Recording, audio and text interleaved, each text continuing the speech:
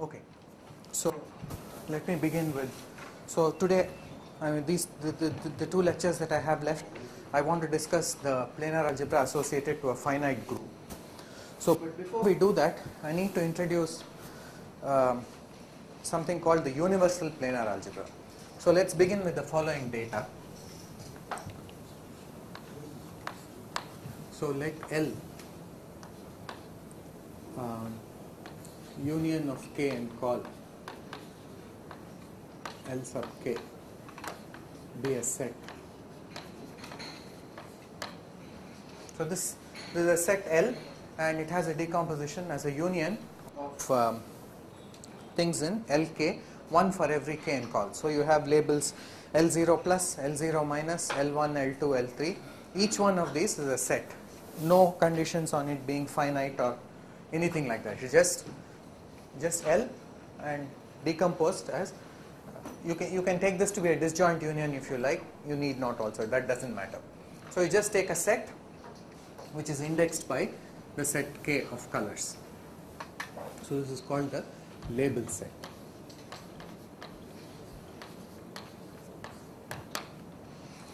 Now what we are going to do to create a universal planar algebra from this label set is very similar to what we did for the Temperley-Lieb algebra.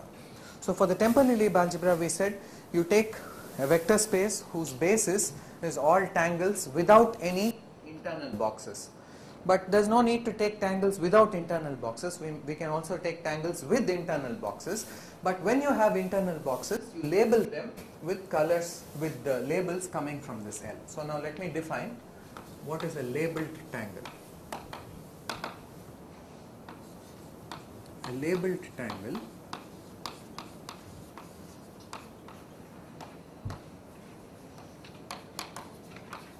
is a tangle where with each of its internal disks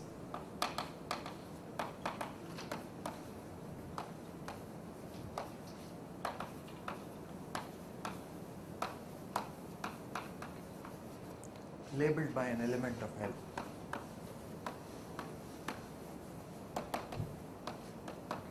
Of course, we want to impose the condition that if you have a K disk, it should be labeled with an element of Lk.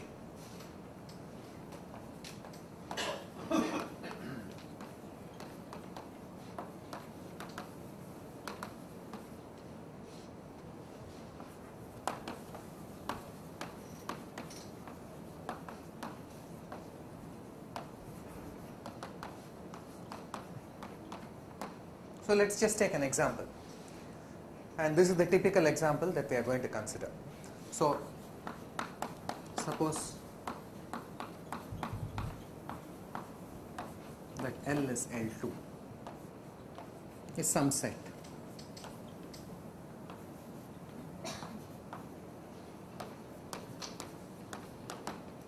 That means there are no labels except for two boxes. There are no labels. The only things, all elements of L lie only in L2. There is no L1, L0 plus, all of them are empty except L2, which is some set, some non-empty set. Okay, then, so an example, so a labeled, L labeled tangle is something like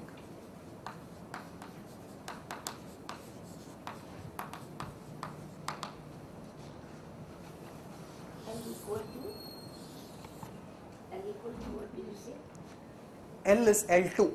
See, L is union of Lk's, but here in this case there is only one Lk, that's L2, all other L's are empty.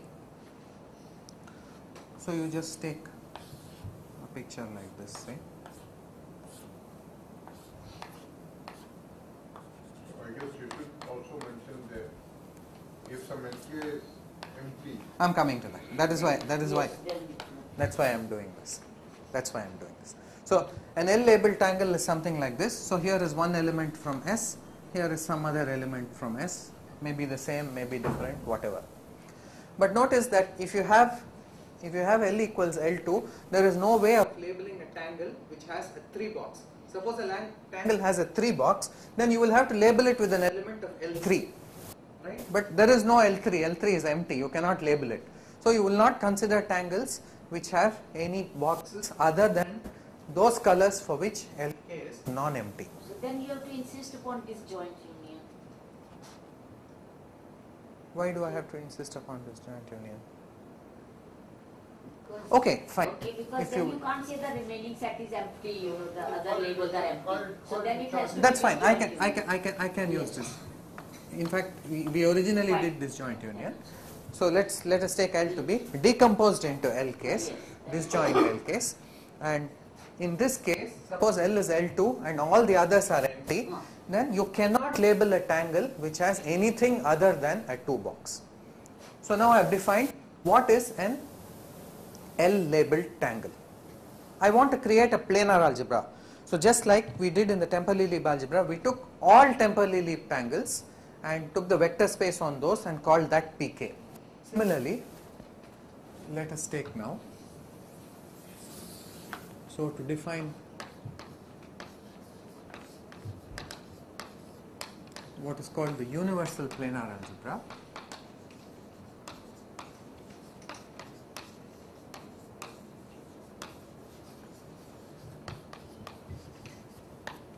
U of L, first set.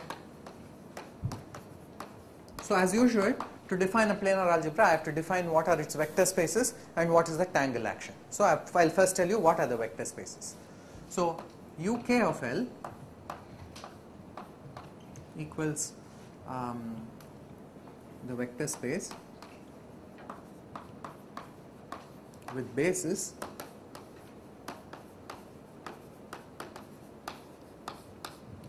all L labeled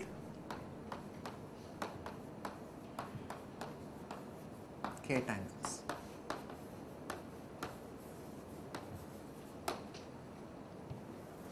All L labeled K tangles. Notice that this will in general be an infinite dimensional space. I mean, typically it will be, even if L is the empty set, so L has no labels at all, this will always be an infinite dimensional vector space. You take all tangles, right, which are L labeled, but they must be K tangles. They must have K on the external boundary. For example,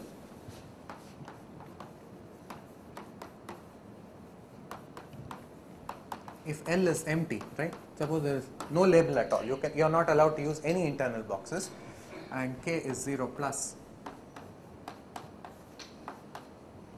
an element, a basis element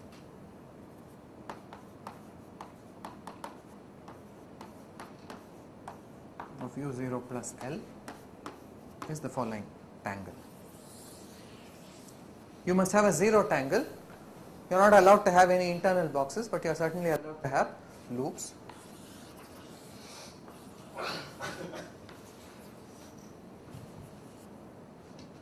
Right. So this is 0 plus, so this must be white.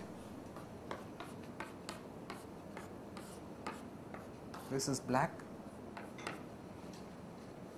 That has 4 loops, right, in some nested fashion. So this is an element of U0 plus L. So you clear that U0 plus L is a wildly infinite dimensional space. You are allowed any kind of closed loops inside, nested in any way whatsoever, and for each such distinct one you will get one basis element of U0 plus L. So some huge infinite dimensional space even when L is empty. So when L is non-empty, of course you can imagine. Anyway, so UKL is the vector space with basis all L labeled K tangles. So these are the vector spaces for our planar algebra. Now I'll have to tell you what is the tangle action. So the tangle action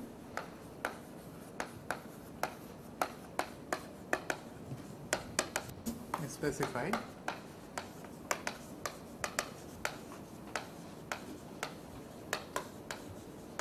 I'll just do one example and to get the idea, as in the following example.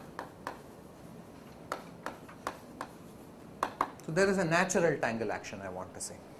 So what is the natural tangle action? So take a tangle. So take some tangle T.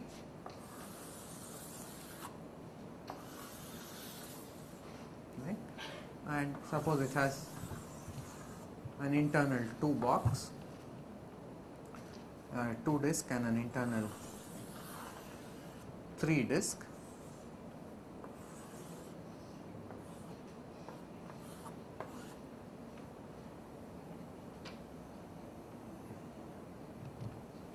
Connected like so, and suppose that is the star region.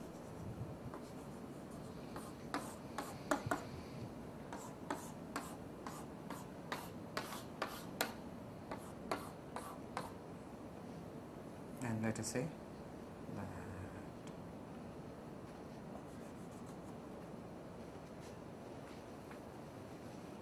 Okay, so here is a tangle T. I want to specify the tangle action on these vector spaces. So in order to specify the tangle action on vector spaces, all I need to say is, if I take a basis element here and a basis element here, what is the answer that I am going to get? So take basis elements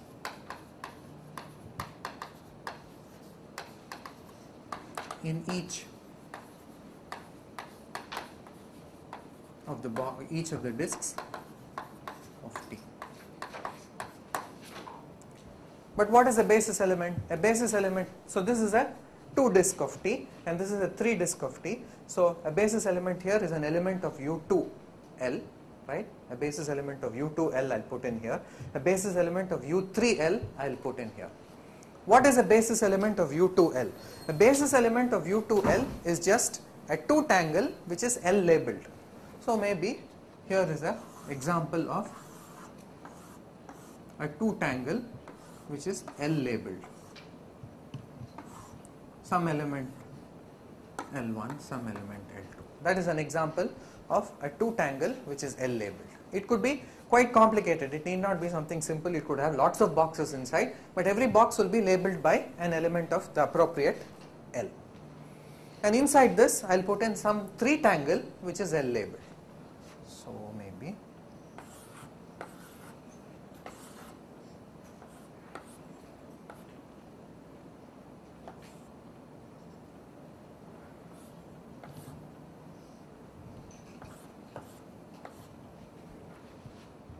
this has label L3, L4, L5.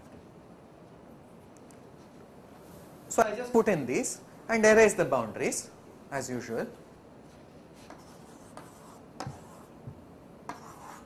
And this boundary, just erase it. Now you clearly see that what you have over there is still an L labeled tangle of size 1, 2, 3, 4, 5, 6. What remains is a 3 tangle which is L labeled. So we get a 3 tangle L labeled. That is a basis element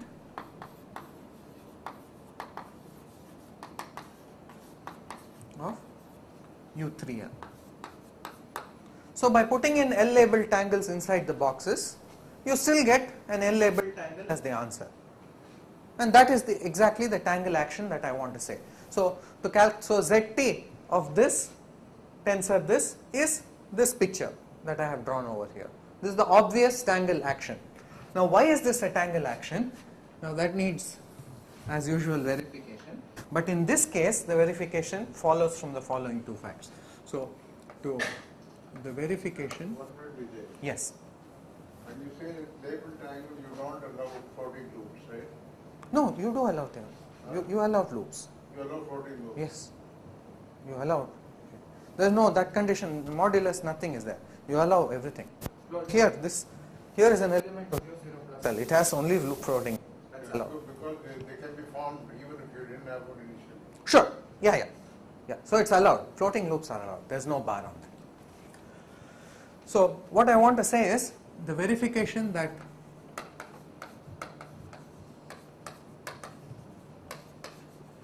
UL is indeed a planar algebra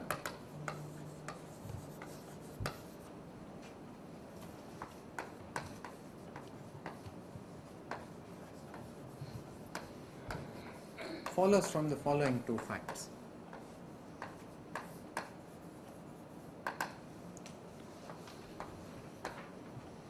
So recall that first when we discussed planar tangles in the very first lecture, one of the properties of planar tangles was when you substituted, this process of substitution is associative. So it follows from that associativity of substitution, and B, I'll say it vaguely, commutativity of substitution with labeling. I'm not going to state precisely.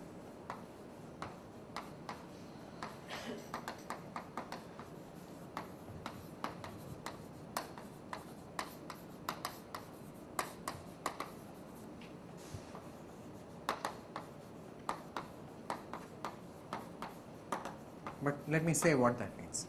So what does this mean? If I have a tangle T and a tangle S, right? I can substitute S inside T, suppose, inside a box of T, and then I can label the boxes. That will give some labeled tangle as the answer. On the other hand, I could first label the boxes and then substitute. That is also going to give me the same answer. If you think about it, this process of labeling and substituting a tangle in another commute.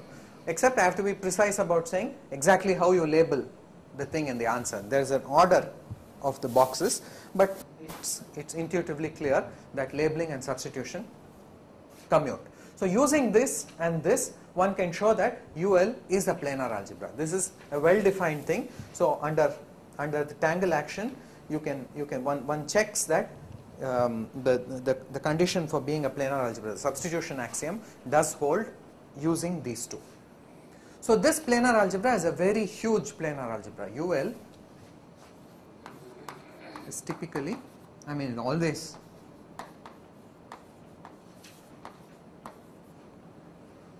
a very infinite dimensional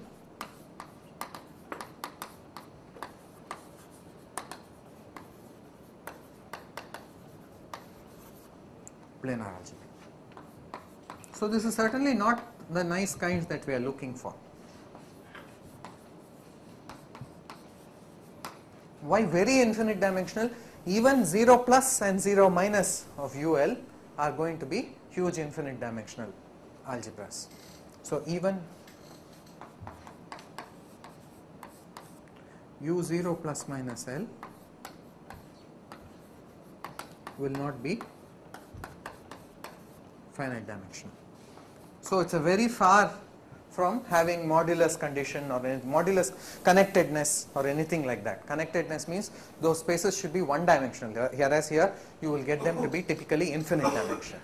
I just want to make one remark about the case when L is the empty set, the structure of this algebra U0 plus minus L.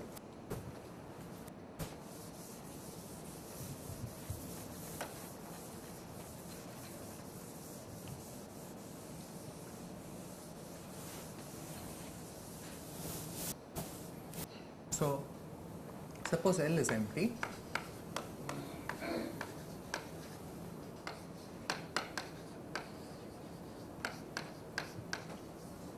then in the algebra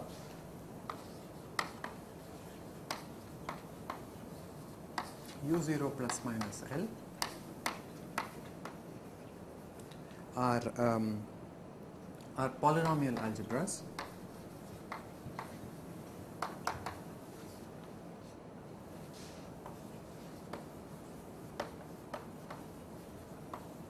on rooted trees.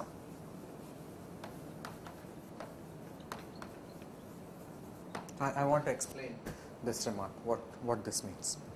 So we know that in general for any planar algebra P0 plus minus is a commutative algebra, right? We know always it's an associative algebra. Pk is always an associative algebra, but for plus minus you even have a commutative algebra. So I want to say what algebra is it? When you take L to be the empty set, right? So you can take the universal planar algebra on the empty set and then look at its 0 plus and 0 minus algebras, and we can ask what algebra is it? I claim that it's a polynomial ring, and it's a polynomial ring the variables are rooted trees. So what is a rooted tree? So rooted tree is something like this. I'll just give you an example. It has a root, right? And then it has branches. I mean branches going the other way. It's normally drawn this way. So it has various branches, and each one of these may have some several other.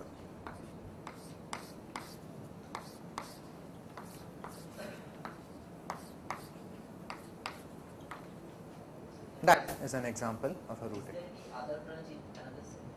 No, there's a root.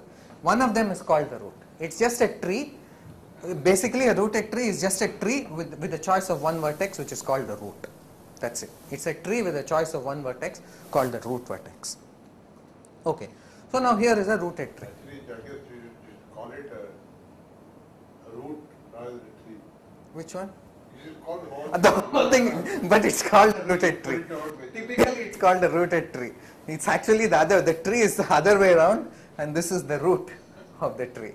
The picture should be drawn the other way, but not people always draw it like this. This is a rooted tree.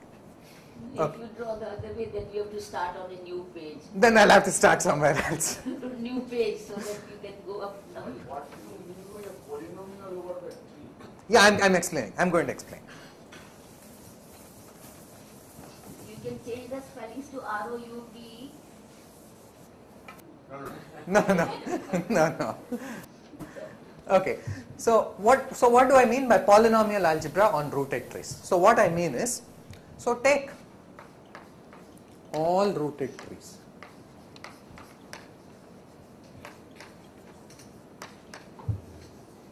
Now when I say take all rooted trees, one has to be careful.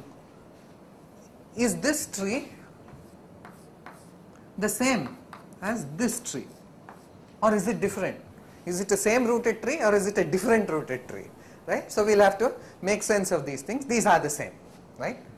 Rooted trees, a tree is actually defined by, there's a root and then there's a collection of trees which are these. If you remove this, whatever is left, that collection, it's not an ordered collection, it's just some collection, it's just a set. So you can actually move this around any which way, you can do whatever you want. It's basically, it's just abstractly as a graph, it's a tree along with one choice of root vertex, that's all it is. So take all rooted trees and make take one indeterminate for every rooted tree.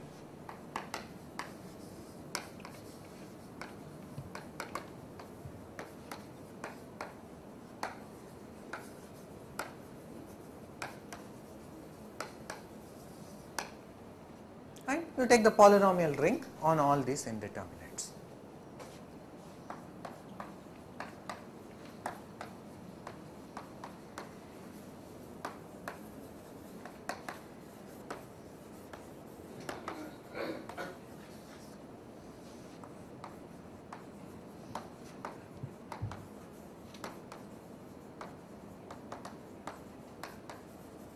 This algebra is, I claim, this exactly isomorphic to U0 plus minus. So how?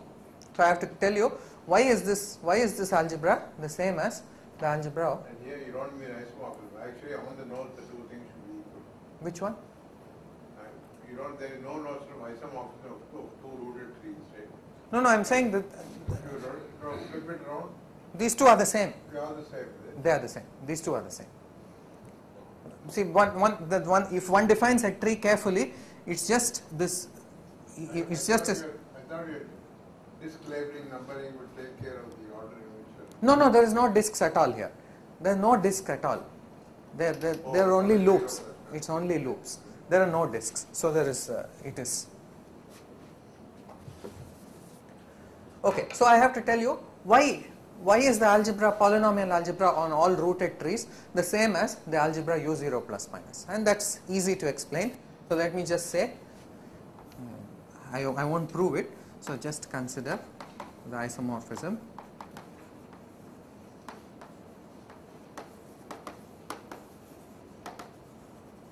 given by, so let me take this particular element, I will do it by an example. So take an element of u0 plus, say, it has some loops and some nesting of these loops, right. That is a typical basis element in u0 plus, right. As I want to take this basis element to a basis element in this polynomial algebra. So the polynomial algebra has a basis the basis of monomials in the rooted trees. So to this I will have to assign for you a monomial in all the rooted trees, and there is an obvious monomial that you will assign. So to this itself, every connected piece will give you one rooted tree. So what rooted tree does this give? So it gives, there is one, and then there is one inside it, and then there is one inside it. So this picture, this part corresponds to this rooted tree, and this part there is one outside, that is that one, and then there are two inside, and it is the product of these two monomials. In this way you will get, this is, I claim that this is an isomorphism between the algebra u0 plus minus with its multiplication and this the polynomial algebra on the rooted trees. Now the reason I mention this is because this the algebra of rooted trees arises in many contexts. There is this work of Kohn and Kramer on renormalization in physics, which actually uses this algebra. I don't know if it has any connection to planar algebras as such, except that this, in the simplest case, when L is the empty set, the zero part of the planar algebra does correspond to this algebra of rooted trees. Okay, that's all I want to say about this. We are not going to use this. Okay. Are you putting special dot on the root? Where? Because for this example, then you have to put the one on, yeah. No. This outside is not a loop. I mean, just for the picture of trees, yes, you should put some special dot on the root. Yeah, no, the root is normally the top vertex. That is why I draw it like this. See, the root is always the top vertex. That is why it's drawn this way. So, okay. Yeah, I have to indicate which one is the root. So just for that short tree that you draw there. Yes. This one. And suppose that represents the variable x. Yeah. Let's say what is the square? I mean, the square is two copies of that tree. So what? See, this as a picture, it would represent this loop. There is this external one, and then there is these two internal ones. That is what this represents. And so its square means I have this and another copy of this. That is also an element. That is what that represents. And if you have disk inside the zero tangle, No disks. no, zero tangle means outside is zero, right? Outside is 0, yes. And if you have any internal disk, There is no internal disk. You can't have an internal disk because the labeling set is empty. So there is no internal disk anywhere. I mean, what I mean to say is you can draw a tree by just in any way that you like. Sure. By just designating a root. Exactly. Anywhere. Exactly. It just corresponds to a tree, Yes. to a graph which is a tree together with a choice of root Yes. vertex. That is correct.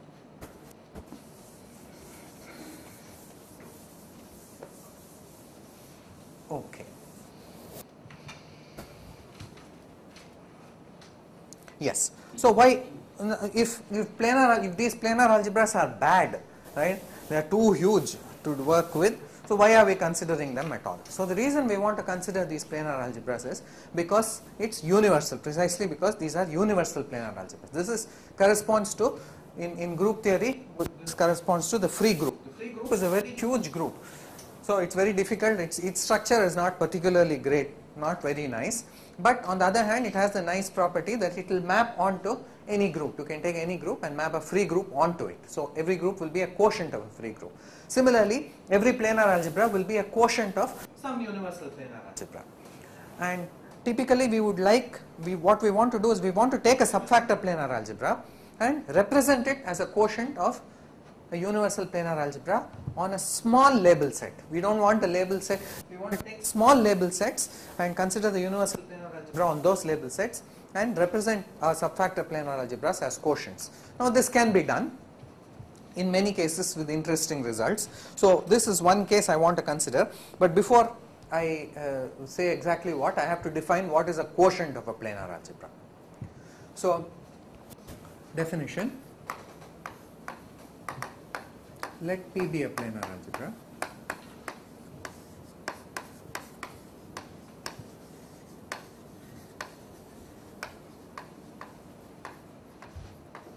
and I be a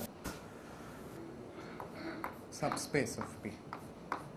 What this means is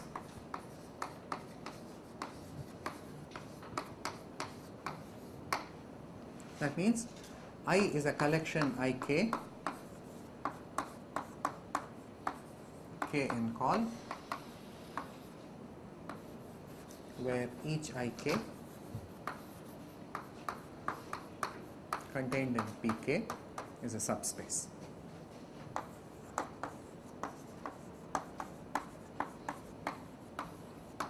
So if I want to take quotients, I take inside each pk, I take a subspace ik, right? Take this whole collection, and I want to say what this means to be an ideal.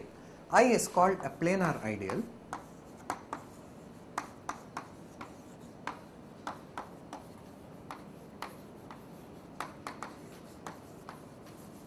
If for any tangle T,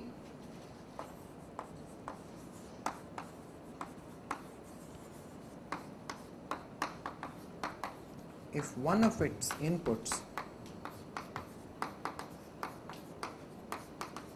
comes from I,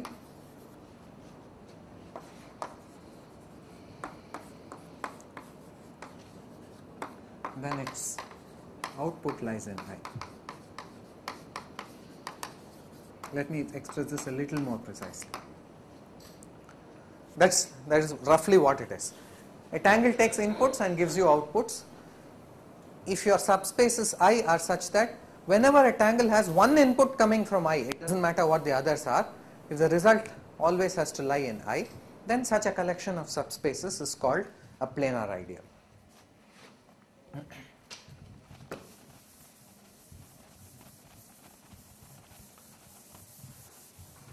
So more explicitly,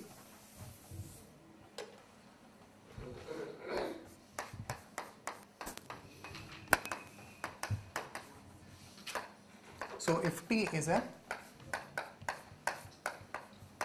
K0, K1, Kb tangle, then Zt of x1 tensor dot xb lies in ik0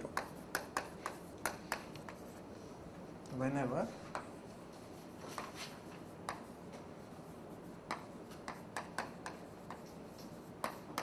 at least one of the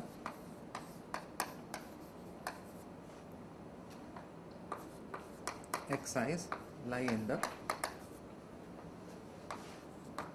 appropriate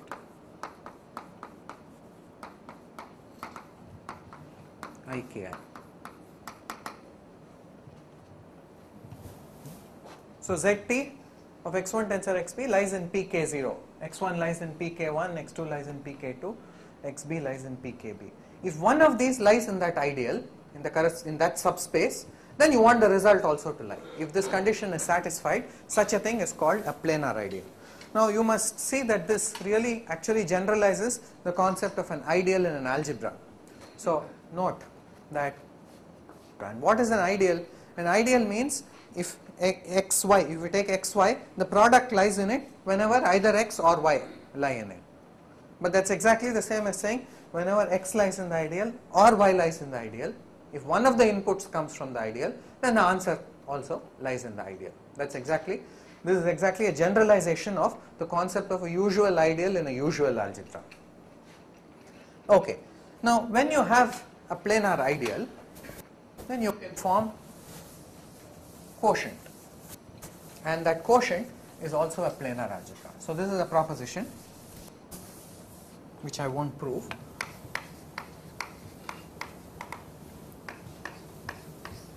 If I contained in P is a planar ideal,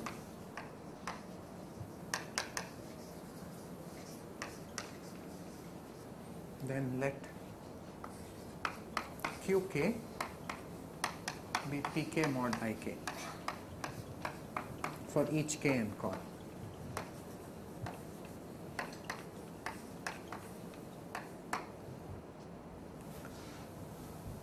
Then the collection Qk, k in call, has the natural structure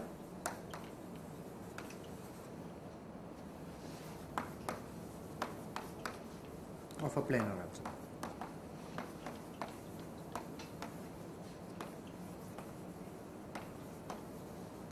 So if you have planar algebras and planar ideals, you can take quotients and get new planar algebras, which are the quotient planar algebras. And of course, whenever you have quotients, you will also talk about homomorphisms. So let us define what is a homomorphism of planar algebras. These are all generalities, but I need to say it at least once. So definition: if P and Q are planar algebras,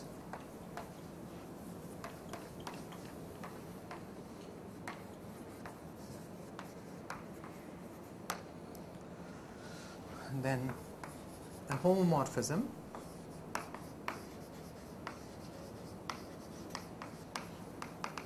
of planar algebras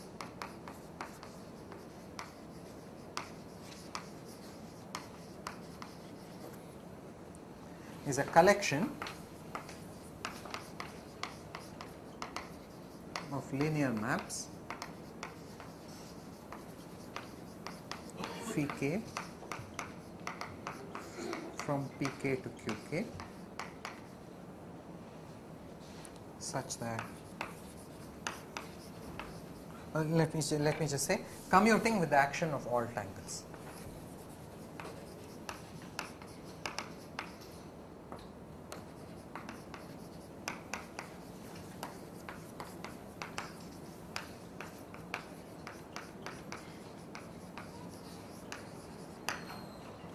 With the natural meaning that it has. That means if I take Zt of x1 tensor xb, this lies in Pk0, so I can apply phi k0 to this, then this will lie in Qk0, but that is the same as commuting it. That means applying phi to all the insides. So Zt of phi k1 x1 tensor phi kb xb. This should hold for every tangle and for every x1 to xb in its domain. But this is a homomorphism of planar. You haven't been enacting your P's. Your Z is with P. With P, no, I haven't been doing that. No. Yeah, sometimes it's useful to do, particularly when you're dealing with quotients. So let me just mention that notational remark.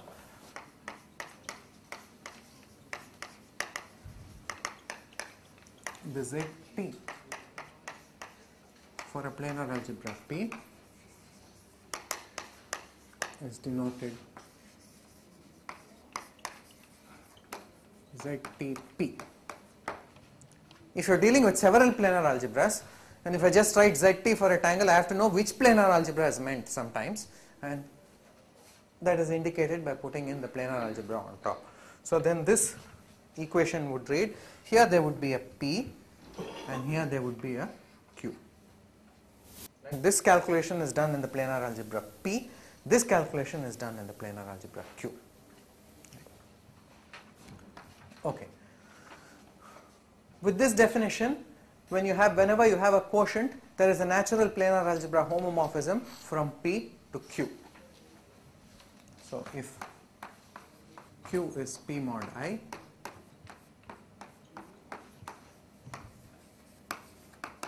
there is a natural planar algebra homomorphism by projection from P to Q. In fact, the planar algebra on structure on Q is defined so as to make the natural map a planar algebra homomorphism. Okay. So coming back to the universal planar algebra, what we would like to do is to take the universal planar algebra and take a quotient of it. So just like when you have a free group, and you want to take a few relations and take quotient. So now let us see what the relations are like. So let R be any subset of P.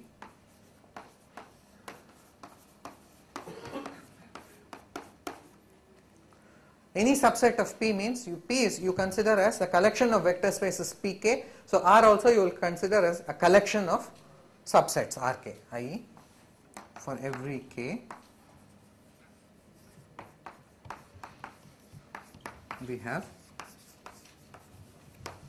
a set Rk which is a subset of Pk, and R is considered to be the union of all these Rk's, if you wish. Okay. So if you have any subset of P, then it generates a planar ideal.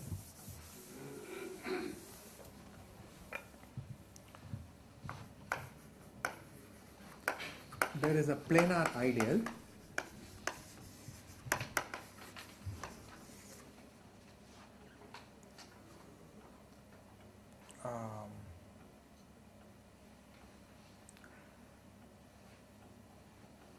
generated by R. What does this mean? That means in the planar algebra P, you consider all planar ideals which contain R and take their intersection as usual. This is a usual construction. Ideal generated by something means the smallest planar ideal which contains this set of relations R. And this planar ideal is denoted,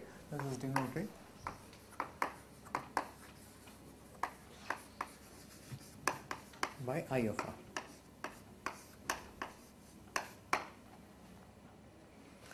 Now what we would like to apply this to is to the universal planar algebra. So let L be a set and let R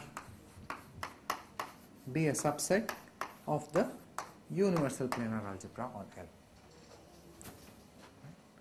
Then the quotient, this is just notation.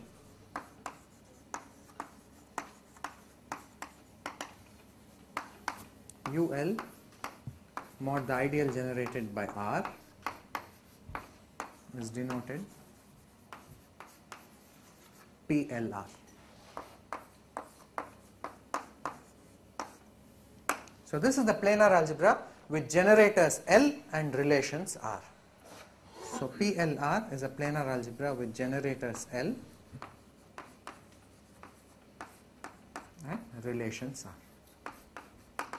There is absolutely no condition on anything. L can be an arbitrary set and R can be an arbitrary subset of the universal planar algebra of L, right? That's what you should, R depends on L. R has to be a subset of the universal planar algebra on L. Then you can take the smallest planar ideal generated by R, take the quotient of the universal planar algebra by that ideal and call this result planar algebra as PLR. There is no condition on anything, but it won't be interesting typically unless the set of relations is chosen very carefully. This will not be an interesting object. Typically it will become 0, all the spaces will become 0. If you don't choose your relations carefully, all pk's will become 0. That's not an interesting planar algebra. So what we are going to see is one example of a construction of a planar algebra by specifying generators and relations and carefully checking that you do get an interesting planar algebra as the answer. So let me state the main theorem and then we will do part of its proof today.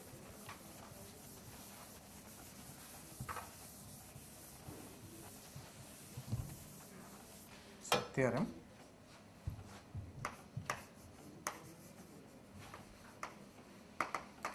So the input for this planar algebra, we have seen planar algebras which come with various kinds of inputs. So first planar algebra, for the temporally planar algebra, the input was just one single complex number, then we produced a planar algebra from it. Then we took a planar algebra of a vector space, the input was a vector space from which we got the planar algebra of the vector space. Then we did this with the Hilbert space, the input was a Hilbert space, finite dimensional Hilbert space, and then we got a subfactor planar algebra in as the output. I did some of these things in the tutorials. Okay, so the input for this planar algebra is, let G be a finite group.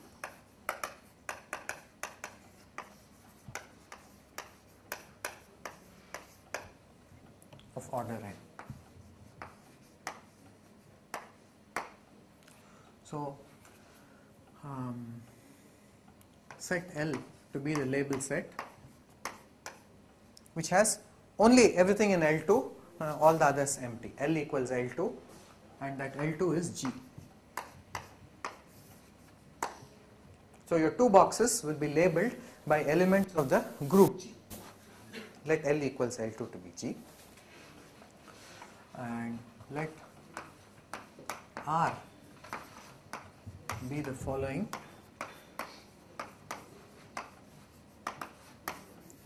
set of relations.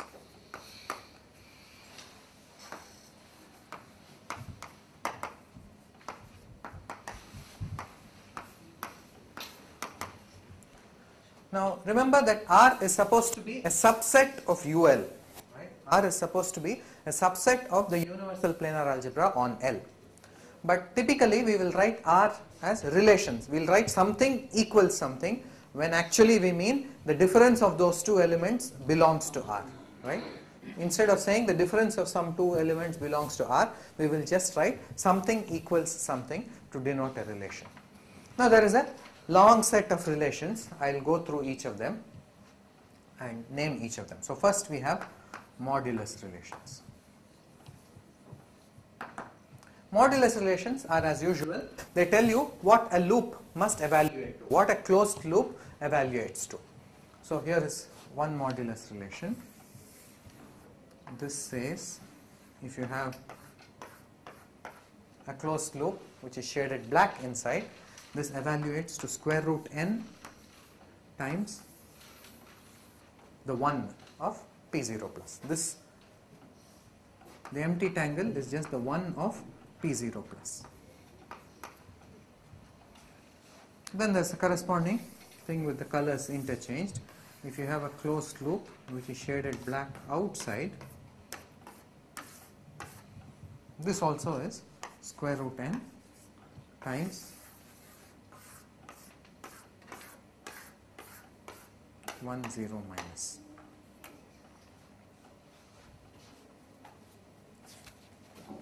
That is called the modulus relation. Then we have the unit relation. So there are 7 or 8 relations. I will explain one by one.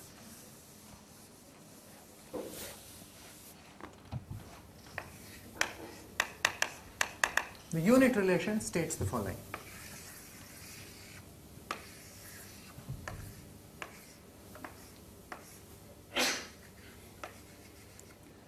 If you take this labeled tangle, I haven't labeled it yet, you have to label it with some element of the group.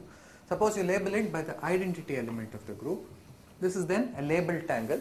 So this is some element of U2L. This is a 2 tangle. A labeled 2 tangle is a basis element of U2L. So I claim I want to set this relation equals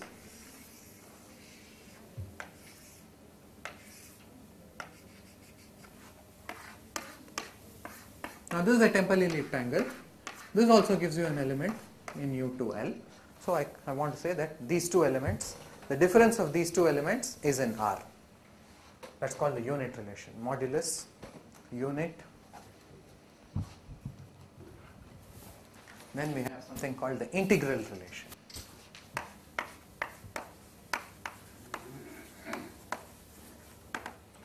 Integral relation states the following. So summation over G in G of these labeled tangles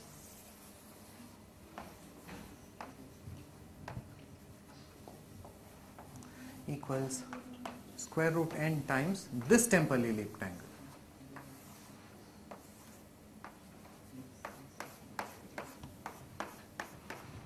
Again, this specifies an element of U2L, that also specifies an element of U2L.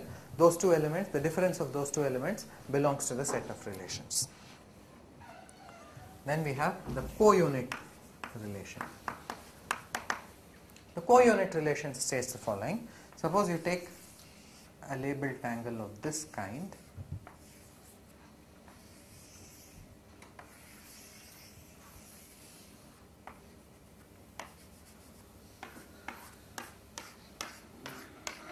right? This is a one tangle, right? It has only 2 points on its external boundary. It's a one tangle with one internal box, one internal disk of color 2. Then this equals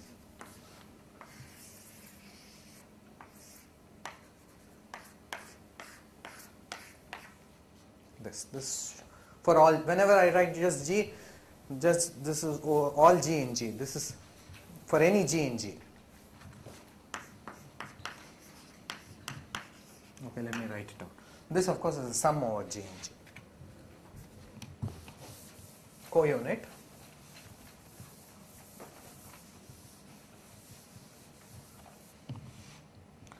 trace relation. The trace relation starts with a 2 box, a 2 disk labeled G. Right? If you do this,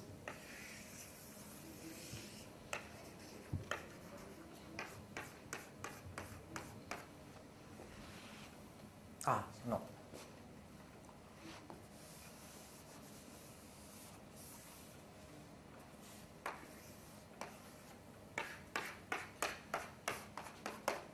And this is the same as delta G1G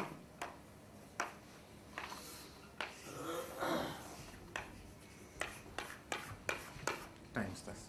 What this means is if G is the identity element, then this Kronecker delta of G and 1G will give you 1, you will get this. If for G is not the identity element, you will just get 0. That is what this says. This is again for all G in G.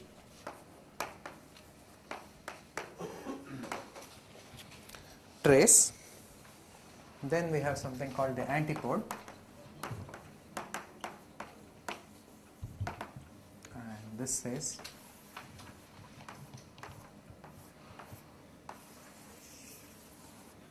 if you have a picture where the star is sort of inverted,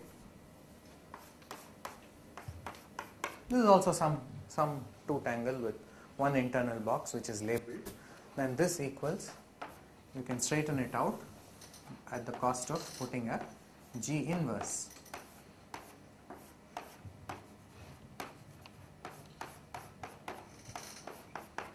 Again for all G in G.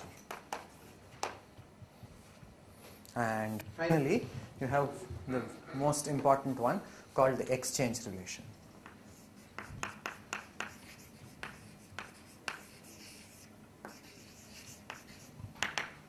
The exchange relation asserts an equality between 2 labeled 3 tangles. And this says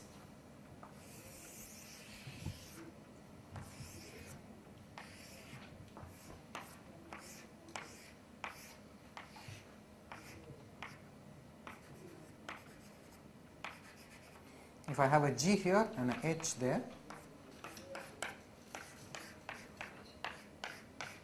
this is the same as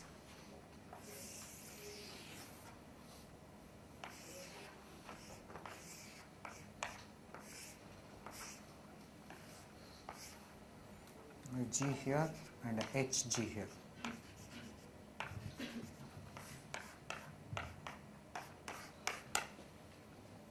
This relation is called the exchange relation.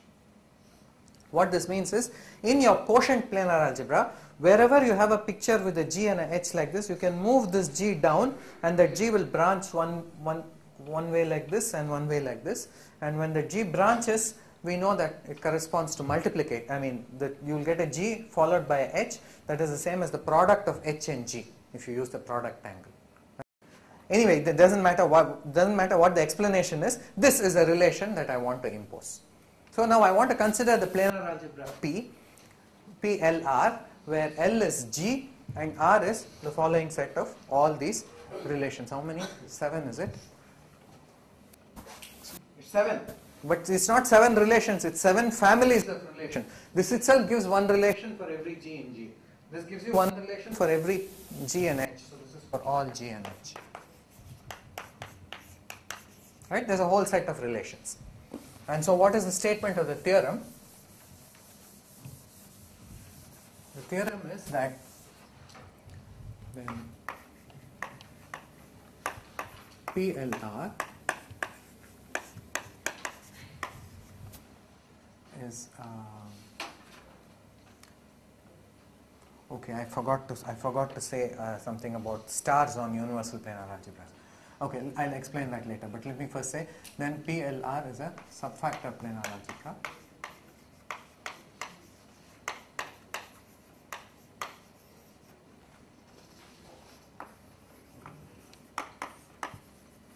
for the star structure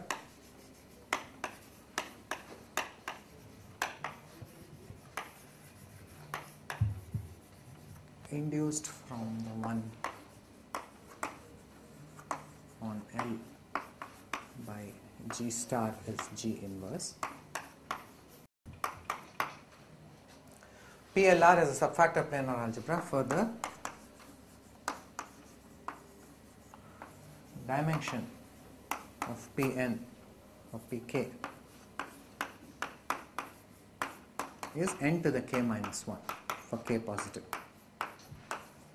Of course, it's a subfactor planar algebra, so when k is 0 plus or 0 minus, the dimension is 1, and when k is 1 also, the dimension is 1. Dimension of P1 is also 1, and the dimension of the higher p's goes as n squared. P2 is n, P3 is n squared, P4 is n cubed, so on and so forth. So this is this final statement I have made to show you that this is an interesting thing. It's not some trivial thing, not something which becomes 0 or not something which is infinite dimensional. At second level, the algebra structure is group algebra. Further, yes, we'll see that also. Yeah, actually for this, so let me just make this remark.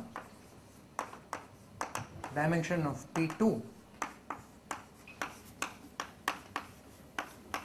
is just n to the power 1, that's n, and P2 can in fact be identified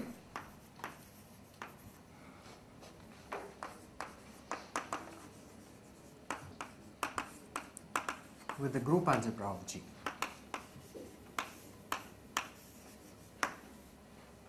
Which is the algebra which base is G, multiplication given by multiplication in G, extended linearly. Okay, so this is the theorem. Now I only have to explain what does it mean, star structure induced from the one on L by this thing. Okay, so let me just, this is again generalities which I forgot to say. So suppose that L is a label set.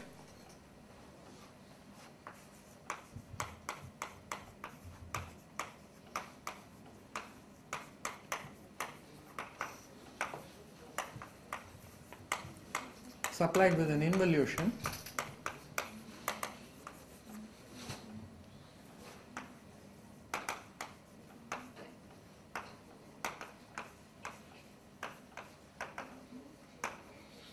suppose on the label set you have an involution, right?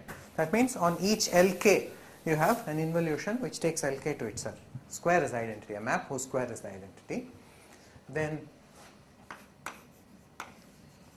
there is a natural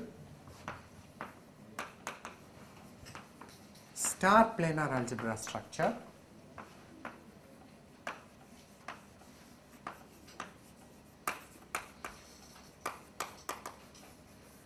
on the universal planar algebra UL, on UL, compatible with this star, compatible with this involution on L.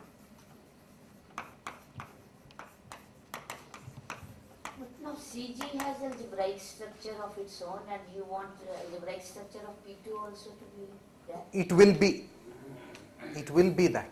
So that's part of the theorem, right? This remark needs proof that the P2 has its own algebraic structure, CG has its own algebraic structure, and they are the same. They are isomorphic. You mean as algebras? As algebras. As algebras, they are the same. So compatible with the star on L. This is one thing.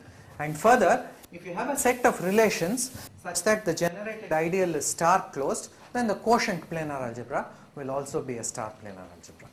Further,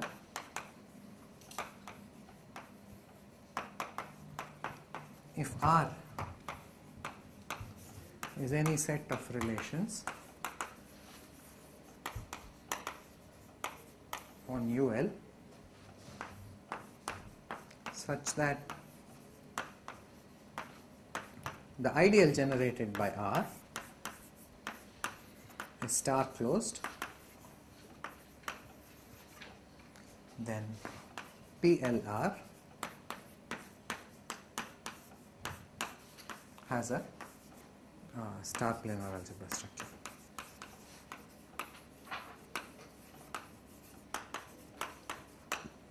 And yes. Every subfactor planar algebra has this form. Which form? Like PLR? yes. Yeah. Every subfactor planar algebra, it will be finitely generated. In fact, you can take the label set to be finitely generated. And only these. No, sorry, not no, sorry. It won't be finitely generated in general, but finite depth case will be finitely generated. And you only need these relations to quotient out. No. This is specific to one particular subfactor planar algebra. These relations are specific to the planar algebra which arises from an outer action of a finite group on a 2-1 factor. This is specific only to that situation. Different subfactor planar algebras will have different presentations, and such a presentation is called a Skine theory for that planar algebra. So this is a Skine theory for the planar algebra of the subfactor which arises from an outer action of a finite group on a 2-1 factor. So you can also give a description when it comes from inclusion of groups. When Subfactor- group subgroup pair. Finite index group. Group subgroup pair. Yes. No, in that case we do not know a presentation as yet. Oh. Yeah, I don't know of any presentation. I haven't come across it in the literature, and I don't know how to do it also. How to present for a group subgroup pair, how do you present the planar algebra, I don't know. We know some general facts. It's always generated by a single generator, but we do not know what the relations are, how easy it is to describe the relations. Okay. So in the context of this, I am not going to prove this, but let me give you one exercise.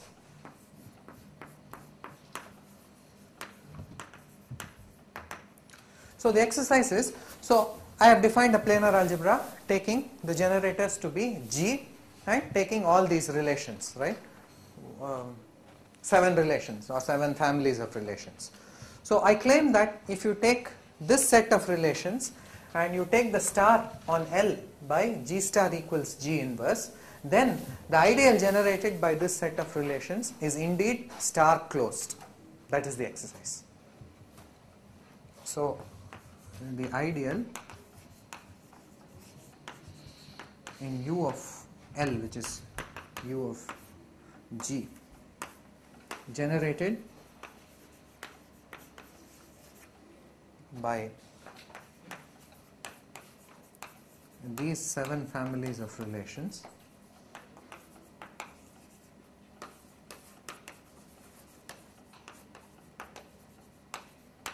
is star closed. And this exercise will be used to say, so PLR, when we want to say as a subfactor planar algebra, we must have a star structure. The star structure will come provided that ideal is star closed, and that is what I am asserting in this exercise. But to do this exercise, one doesn't need anything. It's just manipulation with these relations, taking the star and trying to see whether you can express it again in terms of the relations that are already there. Okay, it needs a little bit of work for some of the relations, but anyway, I will do this exercise during the tutorial. Okay, fine. So how does one prove this main theorem. So there are several things to be proved. If you want to prove that a planar algebra is a subfact of planar algebra, there is a whole set of conditions to be satisfied. So there is connectedness, modulus, this, that. Modulus, fortunately for us, is already given. Right? We are already given the modulus, which I wrote down over there in arrays. The modulus condition is already given to us. It's a relation that we have imposed. So it does satisfy the modulus condition. So that's not a problem. But how do you know it's connected? That is, how do you know that P0 plus minus are one dimensional, for example? How do you know that any pk is finite dimensional at all? U's are generally huge planar algebras, and we have gone mod some relations, but how do you know that the answer is finite dimensional? So that is what we will first prove. So first we will try and show that the planar algebra PLR, let me call this then in the statement of the theorem, let's call this planar algebra P of G. So the only data that was needed to specify this algebra is that finite group G. So we call this the planar algebra associated to that group. So first proposition,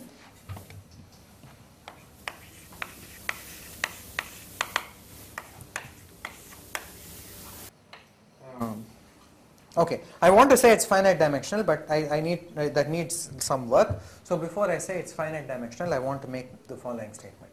So for each k,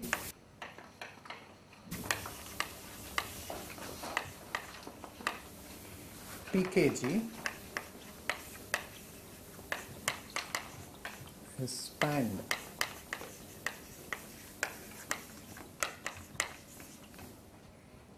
by the images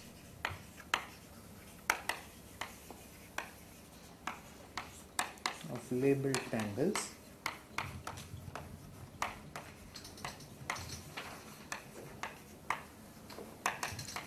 with no internal faces. This is a crucial proposition. So I'll explain what this internal faces means.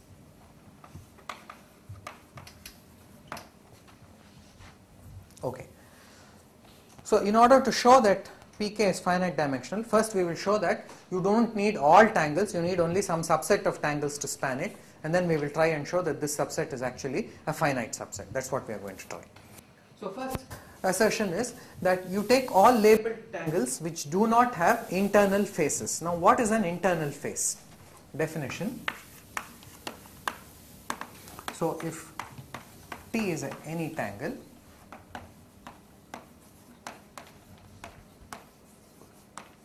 so a face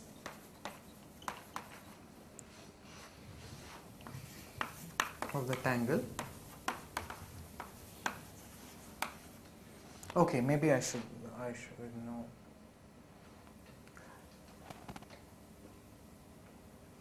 Let me, since I have already introduced notation with no internal regions, let me say. We have already defined what are the regions of a tangle. The regions of a tangle is the complement of the strings and the internal disks, connected components of the complement of the strings and the internal disks. So if T is any tangle, an internal region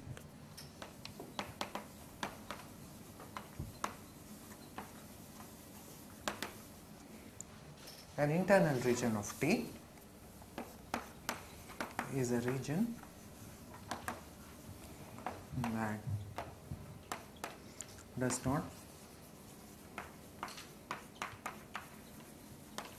touch the external disk 0, D0.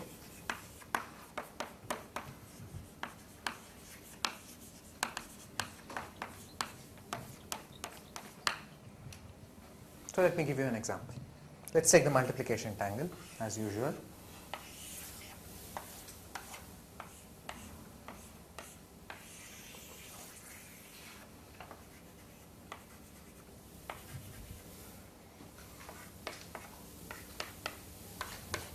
Here's the multiplication tangle.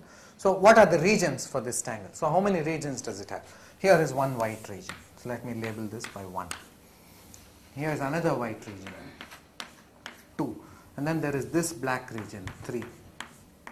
Then there is this black region, 4. And this black region, 5. That's all. These are all the regions of this tangle. To get the regions of a tangle, you punch these two holes out, then you remove all the strings and take connected components of what remains. That is what we call a region. So these are all, this tangle has 5 regions, of which all are external except this one. Except this region 4. This does not touch the boundary disk, right? D0 doesn't touch D0, but all the other regions will have some common part with D0, right? So this, it has only one internal. So in this tangle,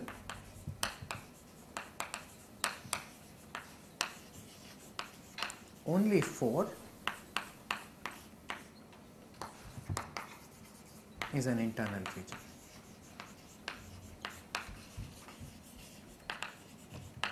All others are external regions.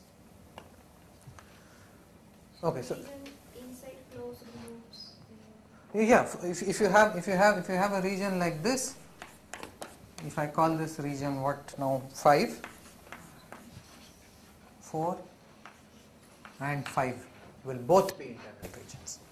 That is also considered as region. Region is just you remove all the strings, connected components of what remains. So this is a connected component, that is a region, and that doesn't touch the outside, so that will be an internal region.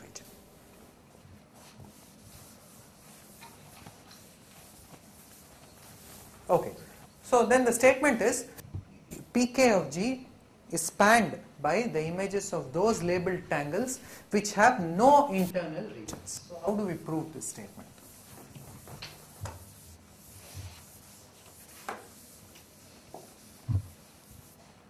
So proof.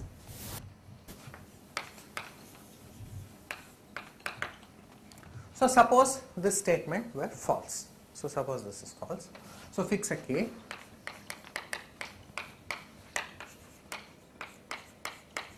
And suppose the statement false.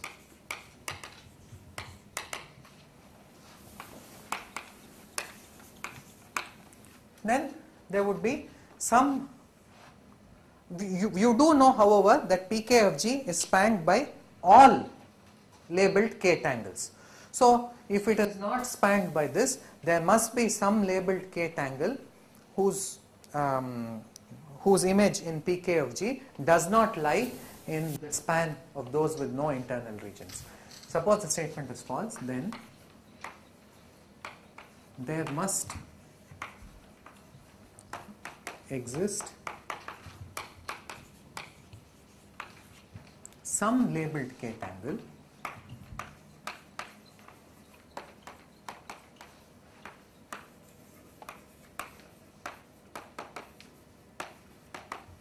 which is not, whose image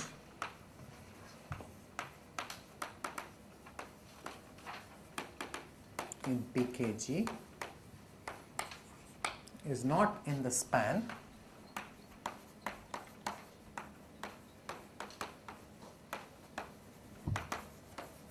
of the images of all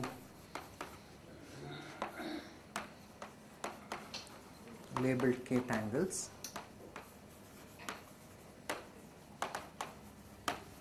with no internal regions.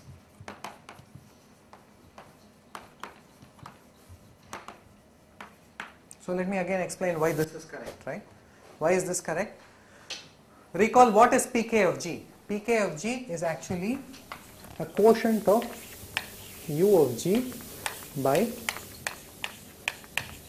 IR. It's actually UKG by IK of R. That is the definition of PKG. P is PLR. So you know that what is the basis of UKG? A basis of UKG consists of all tangles labeled K tangles labeled by elements of those at that L that we have chosen, which is G. So if this Pk of G is not spanned by this, there must be some element in UKG whose image in here is not in the span. That is what I am saying. There must exist some labeled K tangle whose image in PKG is not in the span of the images of all labeled tangles with no internal regions. So there must be one such tangle at least. So take all of those and take one which has a minimal number of internal boxes. So among all such tangles. Pick one.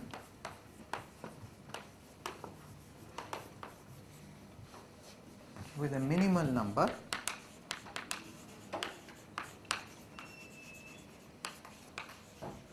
of internal disks.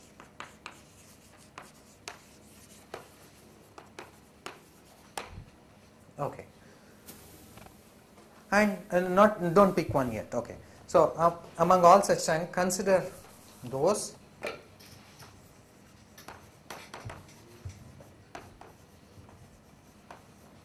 with a minimal number of internal disks. So each one of these will have some number of internal disks. So take all of those where the number of internal disks is minimum. And among all of those, now if you look at any internal region can be classified as a 1 region or a 2 region or a 3 region depending on how many things it has on its boundary. For example, look at this one. Here are 2 strings on its boundary. So this we will call as an internal 2 region, right? Here is an example of an internal 1 region.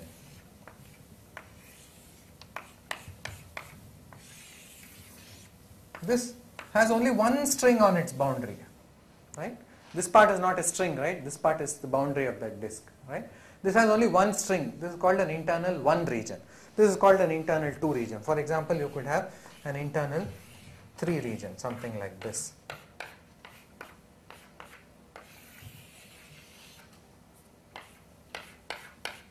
That would be an example of an internal 3 region. It has 1, 2, 3 strings on its boundary.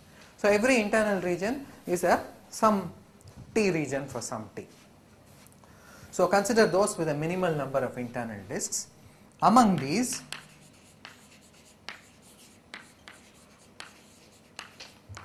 take one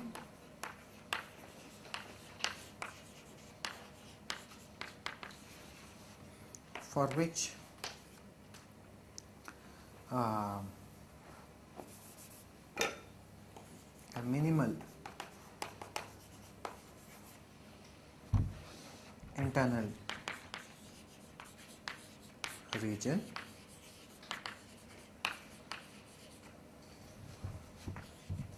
has a minimum number of strings.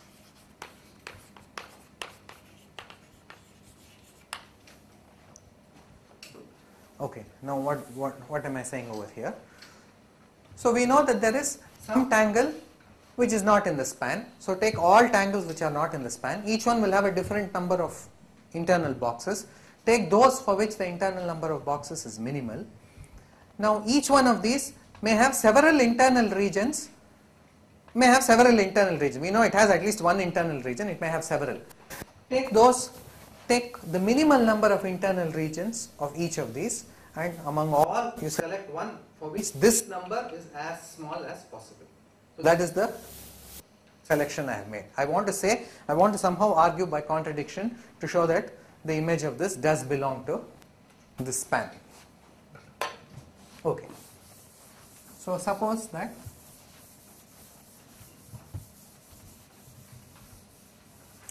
that the chosen tangle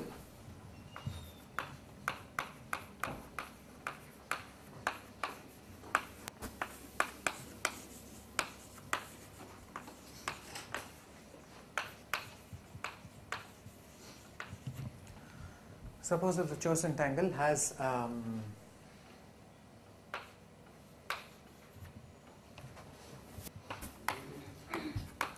the minimal internal region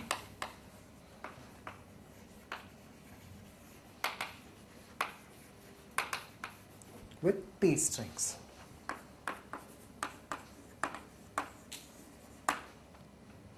Right? So T is the absolute minimum among all various kinds of minimal things we have considered, and we have found one with T. I want to say that T cannot be 1. So first claim, T is not equal to 1.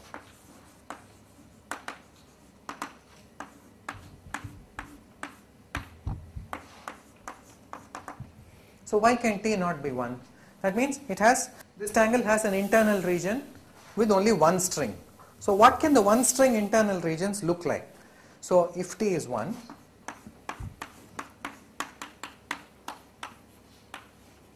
then one of the following pictures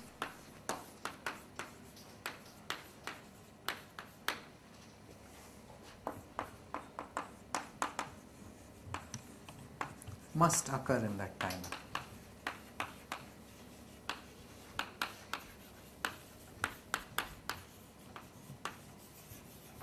And there are four possibilities. What are the four possibilities? I could have a 2 box like this and an internal region of this kind.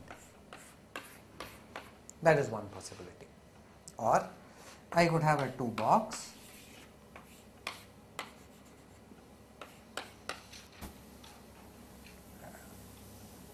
no, I didn't shade it correctly.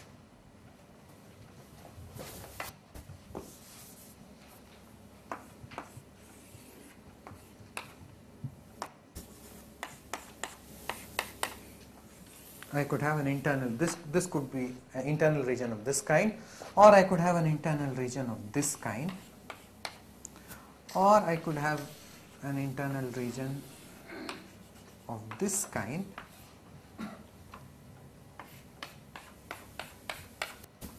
or I could have an internal region of this kind. And it's always, all of them are labeled boxes.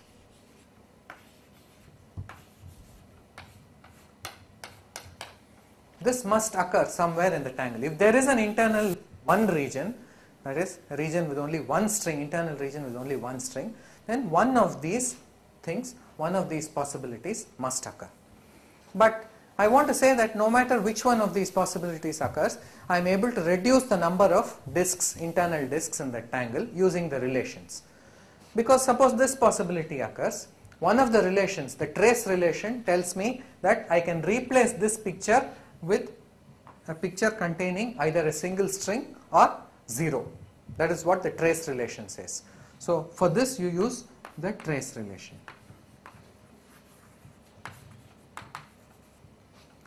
Now for this one, the co-unit relation tells me that if I have a picture of this kind, then I can replace it with just this. Again, I have got rid of one box using the co-unit relation.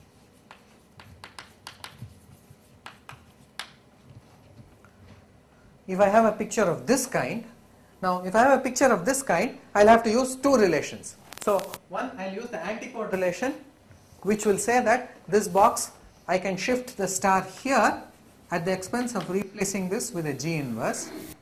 And then this looks exactly the same as this. Again, I can use the trace relation and reduce this also. So this is antipode plus trace. And this I can use the antipode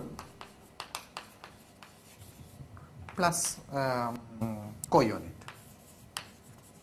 I can change the star here, and then this looks exactly like the co-unit relation at the expense of replacing G with a G inverse. So in all of these cases, I can reduce the number of boxes by 1, but I chose one for which the number of boxes was minimal, right? So this should not be possible. So it cannot have a internal one region if it is going to be the minimal one. Okay, so that T is not 1. I claim that T also cannot be 2.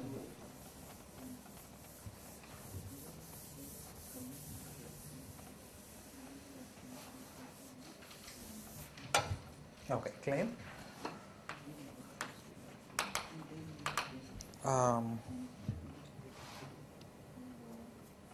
T is not 2 also. So proof. Again, if T is 2, I must have this is an example of a 2 region. It looks like this, but this may not be the only example. There are a few examples. So in this case,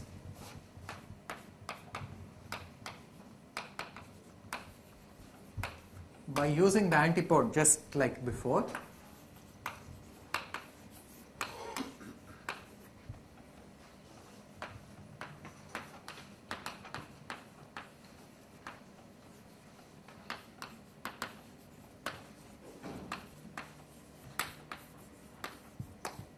we see that one or the other, one of these two possibilities must occur in that tangle.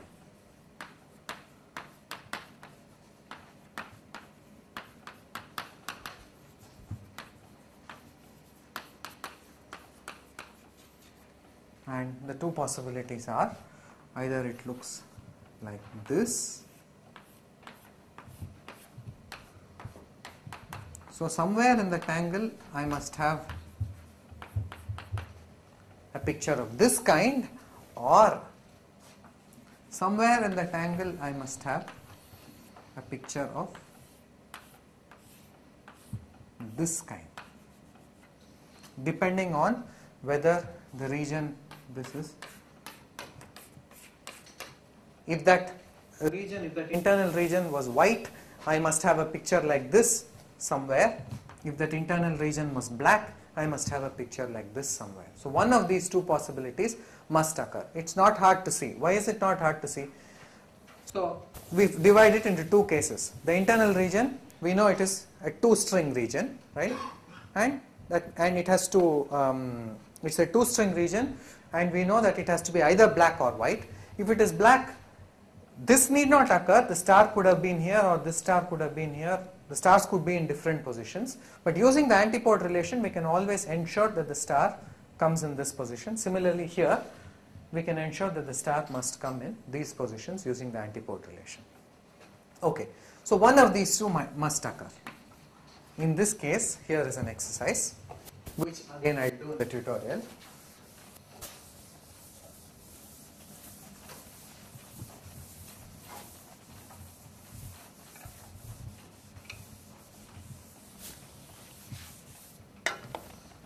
Exercise.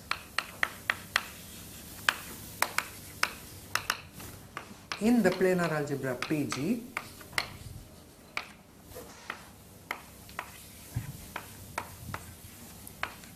GH is actually equal to this product. That means I can reduce the number of boxes by 1 in this case. And the other one, and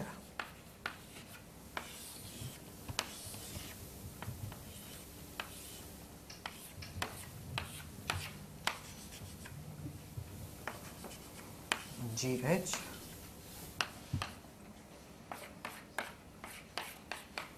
is delta GH, Kronecker delta of G and H times G. This case also I can reduce the number of boxes using the relation. See, what did we do in this case? We said using the relations we can get rid of this box. In this case, of these two boxes which must occur, we can always make them into one box using the relation. So again we have reduced the number of boxes. So k cannot be 2 also. Therefore k must be at least 3 O. Okay. I don't think I'll be able to do complete the proof. Okay. So thus k is greater than or equal to 3. Okay. So tomorrow in the tutorial class I am just going to continue. T, sorry. T is at least 3, sorry. Yeah. And in the T bigger than or equal to T case, I will explain again how using the exchange relation it's possible to increase the T somehow, contradicting minimality. Okay. So there won't be a tutorial tomorrow. I am going to change that to a lecture. Anyway, most of my tutorials are almost lectures. So I am going to just continue with the proof of this theorem.